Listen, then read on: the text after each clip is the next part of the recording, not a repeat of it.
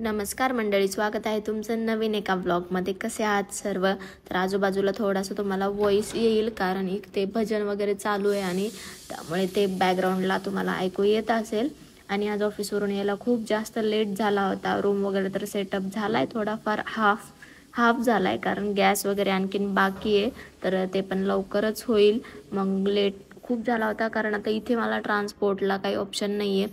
Local transport मला सर्व काही प्रवास वगैरे करावा लागतो त्यामुळे. आणि मग आल्याबरोबर अगोदर मी आंघोळीला पाणी लावलं कारण सध्या 2 टाईम आंघोळ केली तरी कमीच आहे, त्यामुळे मग लावलं. पण विषय असा झाला की हीटर जे होतं ते बंद पडलं. मग काय सर्व काही प्लॅन फिसकला आणि मग ह्या खिडक्या वगैरे बंद होत्या तर एवढं जास्त गरमी होत होती आणि पूर्ण हीट जमा झाली होती रूममध्ये. म्हणून मग अगोदर खिडक्या ओपन करून ठेवल्या आणि बाहेर पण वातावरण एवढं छान झालं होतं म्हणून मग थोडा वेळ गॅलरीतच बसले. काही कपडे पण धुवून टाकले होते ते पण मग मध्ये घेऊन आले घडी वगैरे करून.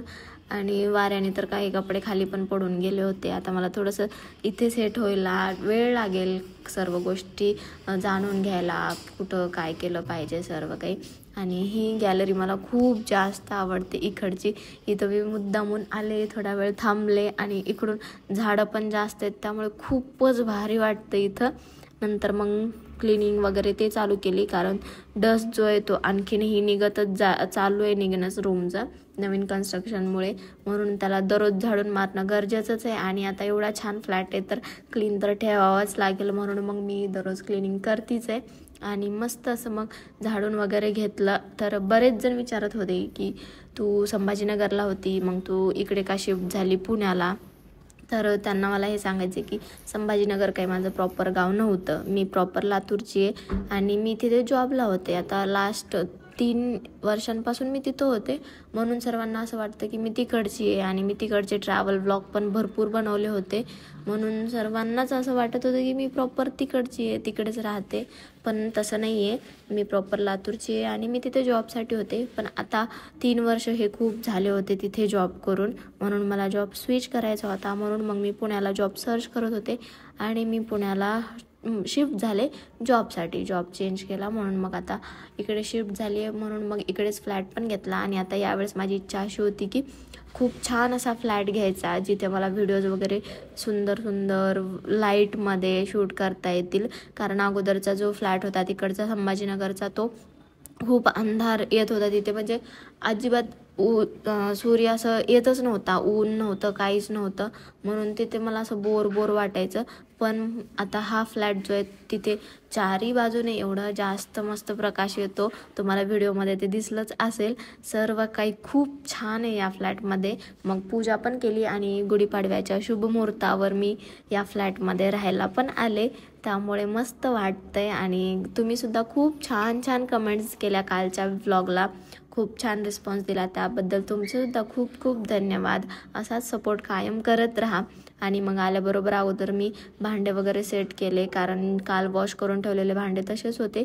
आणि ह्या सर्व रूम सेटलमेंटच्या ह्याच्यामध्ये सर्व मी म्हणजे मला बाकीचं कामं करायचं वगैरे वेळच भेटत नाही. आणि जेवण पण गॅसचं काही अजून फिक्स झालं नाही त्यामुळे जेवण पण बाहेरच चालू आहे असं तसं खाणं.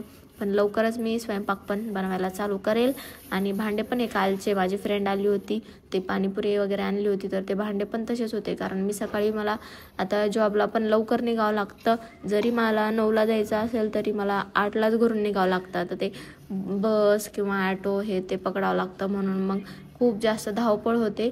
तर त्यामुळे लवकर उठावं लागतं. आता स्वयंपाक जेव्हा बनवायचा असेल टिफिन तेव्हा तर आणखीन लवकर उठावं लागेल. म्हणून मग त्याच्यामुळे आज हे भांडे वगैरे मी काल फ्रेंड्स वगैरे आले होते, मग झोपायला लेट झाला होता, मग भांडे तसेच राहिले होते. आणि सकाळी काही पॉसिबल झालं नाही माझ्याच्याने धुवून घेणं, म्हणून मग हे आल्यानंतर पूर्ण क्लीन वगैरे केले. आणि या फ्लॅटचं अजून पण थोडंफार कन्स्ट्रक्शन बाकी आहे, म्हणजे ते गॅलरीमधले क्लिनिंग वगैरे करणं सर्व. आणि माझी तब्येत पण खराब झाली आहे, काय माहिती, मला तर वाटते पाणीपुरी खाल्ल्यानेच झाली आहे कारण त्याचं पाणी खोकला आल्यासारखं होतं आहे. मला आवाजावरून कळते का नाही माहीत नाही, पण सर्दी कफ झाला आहे खूप जास्त, म्हणजे त्रास होतो आहे. पण यस, आता काय मला तर सर्व काही हँडल करावंच लागणार आहे. आणि व्हिडिओ मी जास्त दिवस बंद पण नाही ठेवू शकत कारण लास्ट 2 मंथ्सपासून मी व्हिडिओ पण टाकले नव्हते. मग 2 महिने माझी तब्येत पण काही खराब होती खूप आणि त्यात मला मूड पण होत नव्हता व्हिडिओ टाकायचा वगैरे, म्हणून मग मी 2 महिन्याचा चांगला ब्रेक घेतला आणि आता कन्सिस्टंटली माझे व्हिडिओ दररोज तुम्हाला बघायला भेटणार आहेत. त्यामुळे डोंट वरी. बरेच माझे जे जेन्युइन सबस्क्रायबर आहेत ते खूप जास्त मिस करत होते मला, तर त्यांच्यासाठी ते तर खूप खुश झाले. बऱ्याच जणांचे मला मेसेजेससुद्धा आले की खूप भारी वाटते आता व्लॉग बघून, आता एकदम म्हणजे ऋतुजा परत आली, तिचे डेली व्लॉग आता बघायला भेटणार, असं ऐकून एकदम फार असं मला परत मोटिवेशन भेटला आणखीन छान छान ब्लॉग्स बनवायला. तर खरंच असाच सपोर्ट मला करत राहा. थँक्यू सो मच त्या सर्व गोष्टींसाठी. आणि आता मस्त मी पुण्यामधले सुद्धा ट्रॅव्हल व्लॉग वगैरे चालू करेलच. संडे टू संडे मी बनवेल ते सुद्धा, कारण ट्रॅव्हल व्लॉगसुद्धा बऱ्याच जणांना माझे खूप आवडतात, तर तेही आपण लवकरच चालू करू. एकदा माझं सर्व सेट झालं फ्लॅटचं वगैरे की मग. आणि बाकी मिशो हॉल वगैरे ते पण मी लवकरच घेऊन येणार आहे, कारण या फ्लॅटसाठी मी भरपूर अशा नवीन वस्तू ऑर्डर केलेल्या आहेत. त्या लवकरच मला रिसीव होतील आणि त्या रिसीव झाल्यानंतर ते तर तुमच्यासोबत ऑब्व्हियसली मी शेअर करणारच आहे. मग बेसिन वगैरे सर्वच क्लीन करून घेतली, भांडे धुणं झालं की. आणि बऱ्याच जणांना हा पण प्रश्न होता की मी 2 महिने इनॅक्टिव्ह का होते, काय नाही, तर ते एका येणाऱ्या ब्लॉगमध्ये हळूहळू मी तुम्हाला सांगेल. त्यानंतर खुशी टोनी कुठं आहेत हे पण बरेच जण विचारत होते. तर मग नंतर मी फ्रेश वगैरे झाले, भांडे घासून झाल्यानंतर, आणि अगोदर पूजा करून घेतली. आणि या रूममध्ये, या फ्लॅटमध्ये मला बरेच जण म्हणले की तू शिफ्ट होण्या अगोदर पूजा करून घे, तर मी ऑलरेडी पूजा केलेली आहे. गुढीपाडव्या दिवशीच मी पूजा वगैरे केलेली आहे, त्याच दिवशी मी फ्लॅटमध्ये राहायला चालू केलं. तर मस्त पूजा वगैरे केली आणि आता मी रेग्युलर मस्त देवपूजा वगैरे करणं हे सर्व हा पण रुटीन फॉलो करणार आहे. परत एक्सरसाइज वगैरे ते पण त्याच्यामध्ये इन्क्लूड होणारच आहे. जसं माझा अगोदरचा रुटीन होता, मी संभाजीनगरला राहत होते तेव्हा, तर तसा परत रुटीन मी चालू करणार आहे. काही दिवस मला थोडंसं नको वाटत होतं, काय माहिती काय झालं होतं, त्यामुळे मी हॉस्टेलला पण शिफ्ट झाले होते. तर तो फेज एक लाईफमधला निगेटिव्ह पार्ट म्हणून आपण काढून टाकू. पण आता मला खूप जास्त एनर्जेटिक फील होतं आहे, खूप छान वाईब्स येत आहेत आणि या सर्वांमध्ये स्वामी माझ्यासोबत होते. तर त्यामुळे मला खूप भारी वाटत होतं की किती जरी प्रॉब्लेम आले, काही जरी झालं तरी स्वामी सोबत होते. स्वामी मला नेहमी मार्ग दाखवत होते, काय करायचं काय नाही. तर त्यामुळे खरंच खूप छान वाटतं आहे आणि त्या गोष्टी मी तुमच्यासोबत शेअर करणार आहेच, काय झालं होतं काय नाही.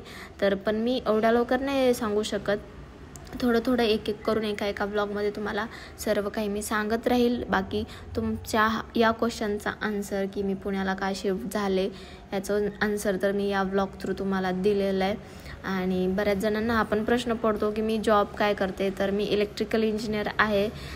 काही जणांना माहीत नव्हतं, तर त्यांच्यासाठी सांगते. आणि नंतर मग मला तब्येत ठीक नव्हती, तर मी गोळ्या घेऊन आले होते, तर त्या गोळ्या खायच्या होत्या, म्हणून मग मी बसले. आणि हे सर्वात मोठं टास्क असतं माझ्यासाठी, गोळ्या खाणं, कारण मला गोळी गिळताच येत नाही. म्हणून मग ते वाटीत वगैरे टाकून, आता तुम्हाला काहीतरी वाटेल, पण मग मला याशिवाय गोळी खाताच येत नाही. एक मग छोटी होती त्यामधली गोळी, ती मी डायरेक्ट खाल्ली आणि असं गॅलरीमध्ये बसून एकदम थंड वातावरणात खूप भारी वाटत होतं. मग नंतर गोळी खाल्ली आणि अचानकच काय झालं कसं काय माहिती, पाऊस चालू झाला एवढा जोरात आणि मी ही खिडकी ओपन ठेवून बेडरूममध्ये बसले होते व्हिडिओ एडिट करत, आणि तेवढ्यात मला एवढ्या जोरात मध्ये पावसाचा आवाज आला. पूर्ण हॉल पाण्याने भरून गेला होता. तुम्हाला दिसेलच आता व्हिडिओमध्ये, हे बघा पूर्ण असं इकडे भरून गेलं होतं पाण्याने. अचानक म्हणजे पूर्ण बाहेरचे चेअर वगैरे सर्व काही एकदम जोरात, वीज वगैरे कडकडत होत्या.